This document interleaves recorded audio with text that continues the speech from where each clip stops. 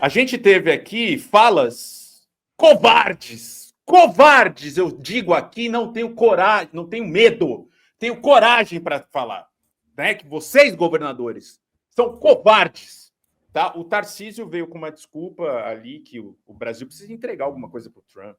É um cara desse, é governador de São Paulo e quer ser presidente, e vem com uma frase dessa. Que bom que está registrado isso, tá? Porque todo mundo vai poder ver nas campanhas, tal, ele falando, não, a gente precisa entregar um pouquinho para o Trump, porque assim não dá, sabe?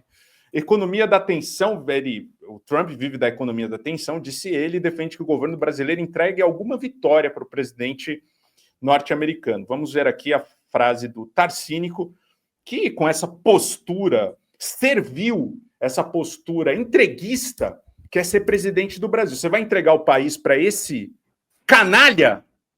Bom, aí fica ao seu sabor.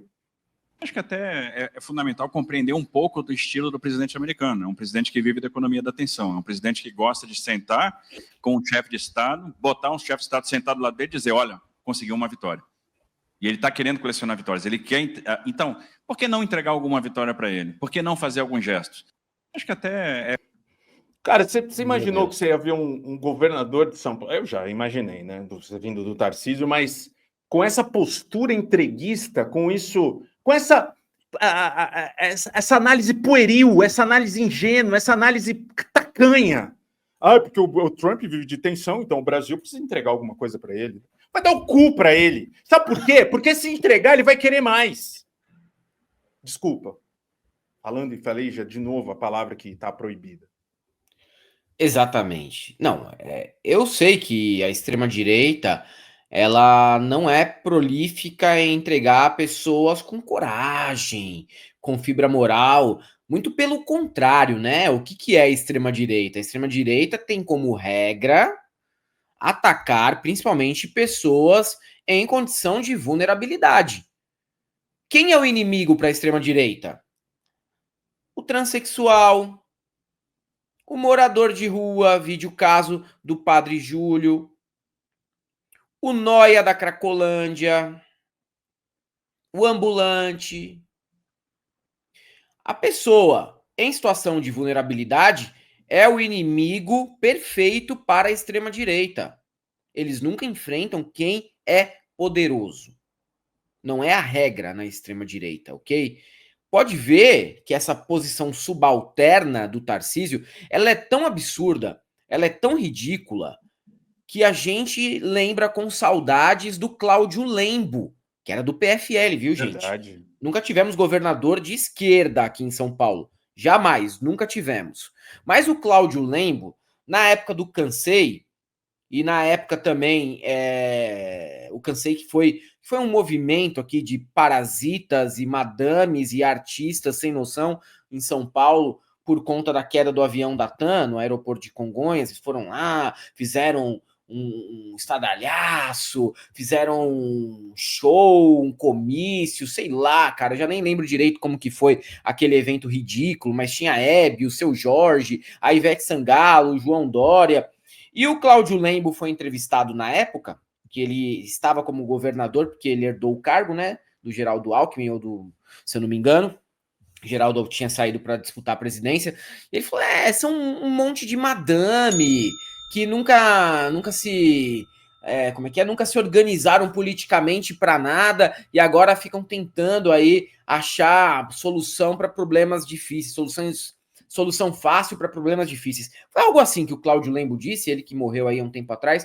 Foi algo assim que ele disse, ou seja, morreu. Ele tinha um posicionamento, um cara do PFL, tá? O cara do PFL tinha um posicionamento mais ao centro do que esse capacho dos Estados Unidos, que é o Tarcísio de Freitas.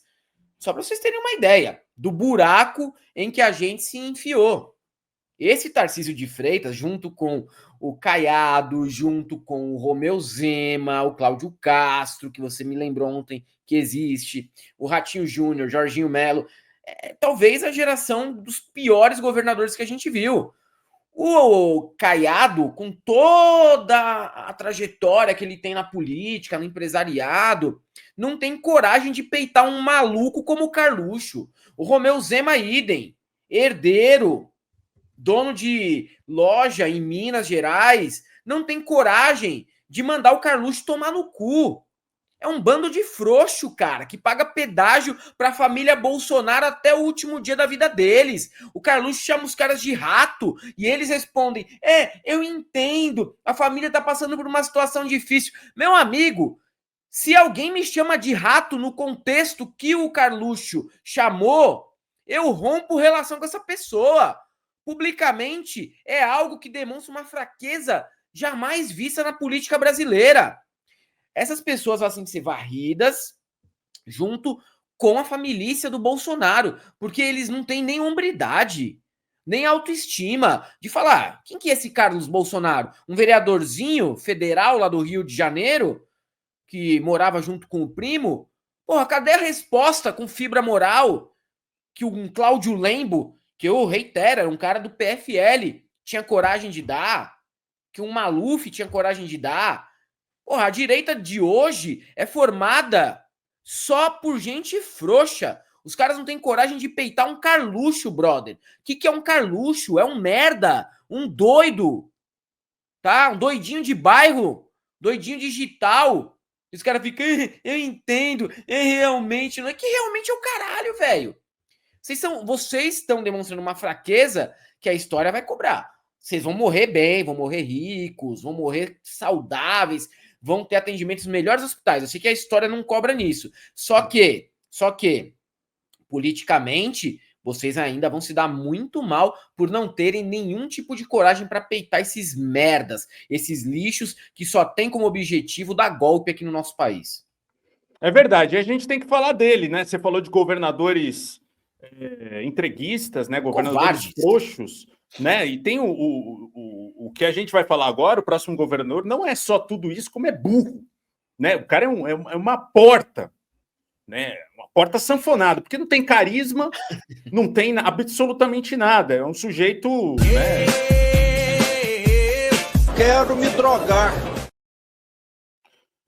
Vamos falar do Zema, né? Que tem algumas polêmicas aí que o Zema trouxe durante o dia de hoje, né? Primeiro, ele respondeu ao Carluxo, né? Eu estava bem curioso para saber o que ele ia falar e já esperava essa frouxidão, esse recuo, essa covardia, né? De mais um governador aí da extrema-direita, que a extrema-direita do Brasil é a única, não sei se é a única, uma das únicas do mundo que é entreguista, que é pagar pau, vira-lata. Nenhuma direita do mundo, elas são nacionalistas, né, na maioria delas. Não é a galera vestindo a camisa da seleção, patriotismo, patriota. Que bando de patriota frouxo é esse? Tá aqui, vamos ver. O Zema, até marido e mulher discordam. Blá, blá, blá, blá. De Zema após Carlos Bolsonaro chamar governadores de ratos. Tá? Birulei aqui. Governador de Minas Gerais e pré-candidato à presidência. Você vê, olha o nível. Ele, Caiado, Eduardo Leite, né, Tarcínico, todos candidatos, pré-candidatos a presidente. Minimizou os ataques feitos por Carlos Bolsonaro aos governadores de direita. O filho do ex-presidente chegou a chamar os políticos de ratos. Em entrevista coletiva concedida em Contagem, na segunda-feira, 18, Zema afirmou estar surpreso com os xingamentos, mas disse: até marido e mulher discordam. Nós da direita temos as mesmas propostas, estamos lutando pelos mesmos objetivos. Que objetivos vocês têm? Vocês não têm pauta nenhuma para a população. É só fuder o bolso do trabalhador, do pobre. E vir com pauta moral. É anistiar vagabundo. Eu fico até surpreso, mas compreendo. Me solidarizo com a família Bolsonaro, que tem vivido um momento difícil. O mesmo discurso do Caiado de ontem. Continuamos caminhando juntos. Até marido e mulher discordam. Então, o que dizer de partidos políticos diferentes? Disse o governador de Minas. Não é a questão de discordar, ele chamou você de rato. Você é um rato. Cara, discordância é bem diferente, né, Bez? É, muito diferente. No último domingo, 17, por meio do seu X, o vereador carioca Carlos Bolsonaro criticou a falta de apoio dos governadores de direita a uma anistia para os investigados pela tentativa de golpe de Estado, incluindo Jair Bolsonaro. O filho 02 de Bolsonaro acusou os políticos de estarem preocupados apenas com seus projetos pessoais, assim como o pai dele, ele, o irmão, todo mundo. A extrema-direita só pensa nele, nunca pensa na população. e afirmou que os governadores se comportam como ratos, com atitude oportunista e canalha. A declaração de Carlos ocorreu um dia após Zema oficializar sua pré-candidatura à presidência da República. Tem mais, Helder. Ele, numa entrevista à BBC, ele descobriu que o Bolsa Família tem certas nuances que ele não sabia. Ele não sabia. Né? Regras. Eu não sei o que o Zema faz da vida, cara. O que ele faz no tempo livre dele? Aumenta o próprio salário e imita o Chico Bento. Porque isso aí é personagem que ele criou também, tá? Ele força um pouco o sotaque para parecer mais simprão. Assim como o Cleitinho. Sim, todo mundo força um pouco o sotaque, força um pouco a humildade. É um personagem criado por eles, assim como a gente falou do Bolsonaro ontem. Bolsonaro indo lá no culto do Malafaia. Por dentro ele tá morrendo de ódio, ele não queria estar ali, queria estar em casa vendo o jogo, fazendo churrasco. Mas tem que estar, né? Tem que pagar o pedágio para continuar sendo popular. Vamos ver aqui o que ele falou sobre o Bolsa Família. Ele teve um chá revelação aqui. Descobriu o que é o Bolsa Família através de uma repórter da BBC que estava muito bem preparada. Tá? E outra coisa, só um parênteses. Até mulher e marido discordam. Isso aí é normal do Jair, né? Esse tipo de exemplo. É. Só que assim, mulher e marido discordam? Discordam. Você chama a tua esposa de ratazana, no sentido pejorativo, sei lá, às vezes você pode ter um apelido carinhoso de ratazana para sua mulher, aí também eu não posso, né, ser too woke, não posso ser woke demais para criticar isso. E teu marido é o ratinho? Pode ser, não sei. Mas você não vai chamar teu marido de rato, velho, de forma pejorativa, nem tua mulher de ratazana. Isso aí não existe em casamento nenhum. Ou vocês têm um casamento que é muito fodido. Uma merda de casamento para naturalizar isso. Continuar recebendo o Bolsa Família quando consegue um emprego. Mas isso já... Continuar recebendo o Bolsa Família quando consegue um emprego. Mas isso já acontece hoje, né? Com a regra de transição do Bolsa Família, isso já está acontecendo. Eu não sei exatamente, não sei se você tem os detalhes, mas eu acho que durante um ano ele tinha de continuar recebendo o Bolsa Família até para ele ter um incentivo. Esse é o desenho atual do programa. No desenho atual do programa... É um ano, continua recebendo 100%? Depende do modelo da mudança de renda, né? Se passar do nível de renda, ele pode ser excluído, mas tem essa cláusula assim. Isso já está acontecendo no modelo atual. Continuar recebendo. Cara, como é que Minas Gerais... E, aliás, Minas Gerais está batendo São Paulo. Aliás, está tudo igual. Vai pôr o Cleitinho, é o próximo governador de Minas. Como é que elege um jumento desse? Um jumento que fala ovo. Oh, você está ouvindo bem, ovo. Não só isso. Se fosse só isso... Né? O cara tá fazendo as coisas, né? Minas Gerais está próspera. Não, Minas Gerais está com uma dívida para a União gigantesca, aumentou a dívida, aumentou o salário dele, aumentou os cartórios em 300%. A gente mostrou aqui ontem tudo que o Zema tem feito ali por Minas Gerais, que é onerar a população que votou nele. Um bando de idiota! Bando de trouxa! Que merece, né, Helder? A gente estava falando aqui, tá o Cleitinho com 42% de intenção de voto? Merece. A gente também merece o Tarcísio, aqui de São Paulo. Aí você tem um governador que não tem a mínima ideia do que é um Bolsa Família e quer ser presidente. Exatamente. Não sei, assim, ele é burro, mas também tem hora que parece que os caras estão performando um pouco para tentar agradar a base. Por quê? Falar de Bolsa Família, falar de morador de rua é algo que incendeia a base no WhatsApp. É isso aí mesmo, esses moradores de rua aí só dão trabalho, roubam os fios, enche o saco, tem que meter bala, tem que tirar da rua, né? Aqueles papos. E aí tem um outro papo do Bolsa Família, todo mundo é vagabundo, ninguém mais quer trabalhar, por isso que não arranjam mais emprego, o pessoal coloca emprego aí pro vaga de emprego nas suas lojas e ninguém quer trabalhar por conta do Bolsa Família. Tem muito esse papo, já vi esse papo até de gente pobre, cara. De gente que até recebe benefício, outros benefícios, BPC, aposentadoria rural, essas coisas aí. A pessoa recebe alguns benefícios do governo, que ela tem direito, obviamente, mas com um discurso super nocivo, assim, contra o Bolsa Família. É algo que cola na extrema-direita. Isso aí virou pauta política, porque aquele que tá numa situação ruim financeiramente, mas não chega a receber o Bolsa Família, ele olha aquele outro que tá parecido com ele e pensa, se eu me fodo pra caralho, Se eu trabalho, por que essa pessoa aqui não pode trabalhar que nem eu também? Só que assim, são contextos e contextos. Tem pessoa que não está trabalhando porque na cidade dela não tem vaga, tem pessoa que não está trabalhando por uma situação de ter sido abandonada pelo marido e tem que ficar com as crianças em casa e ninguém pega num período menor em que a criança está na creche. Situações, cara. Ah, mas não tem nenhum vagabundo? Tem, vai ter vagabundo também. Mano, sempre tem, cara. Nem que seja em caráter minoritário, na amostra sempre vai ter o filho da puta. Em toda amostra, tá? Só que a gente tem outros dados que provam que essa exceção, o teu primo que você conhece aí na casa do caralho, que pega o Bolsa Família vagabundo, ele não é a regra, mano, ele é a exceção. A galera pega porque precisa, muita gente já pegou e foi trabalhar, muita gente já teve a porta de saída, já foi atrás de uma vaga de emprego, já saiu do programa, entendeu? Então, esses exemplos anedóticos, do tipo, eu conheço o cara lá no bairro que eu cresci, que é o vagabundo do caralho, fica pegando Bolsa Família e fica tendo um monte de filho. Pode ser, pode acontecer. Duvido muito que o cara tenha 200 filhos para pegar Bolsa Família, mas ele não é a regra, né? É só mesmo um exemplo anedótico do que você viu. E ainda a gente tem aqui a Ava Santiago, que é vereadora lá por Goiânia, comentando exatamente sobre o Caiado se humilhando após ser chamado de rato pelo Carlos Bolsonaro. Isso é realmente inadmissível, brother.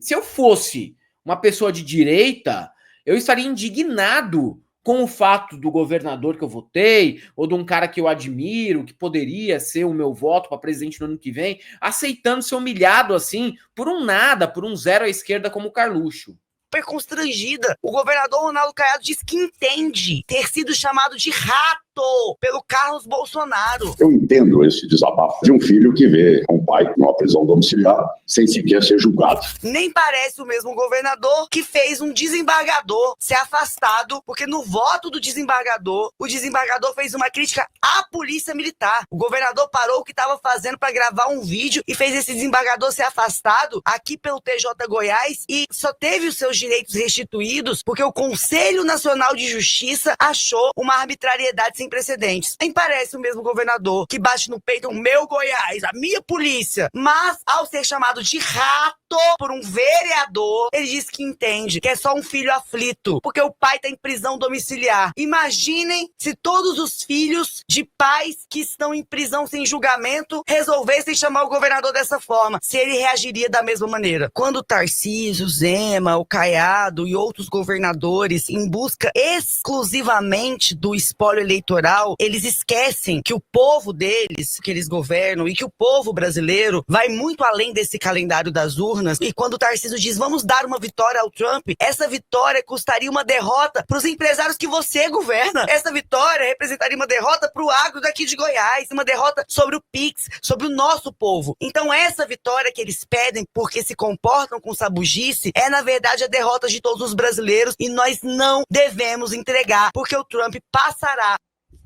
É isso aí, cara. É inadmissível, né, Bez? É inadmissível, assim. A gente pode até comemorar, celebrar, mais uma vez ele se expondo ao ridículo, mas é inadmissível, né? Como homem público, uma pessoa jamais deveria aceitar ser chamado de rato. Independente da ideologia da pessoa, cara. Ninguém deveria ser covarde a esse ponto por cálculo eleitoral. Eu acho que tem dois pontos aí importantes, Helder. O primeiro realmente é inadmissível, é algo assim inédito, sabe? Ser xingado, muitos já foram xingados, mas respondem, têm hombridade, têm caráter, né? Não muitos, mas alguns deles, né? Têm caráter. Mas nesse caso também a gente sabe quem são essas pessoas, a gente está reconhecendo. E se a população, mesmo conhecendo essas pessoas, quiser votar neles, aí a gente não tem o que fazer também, Helder.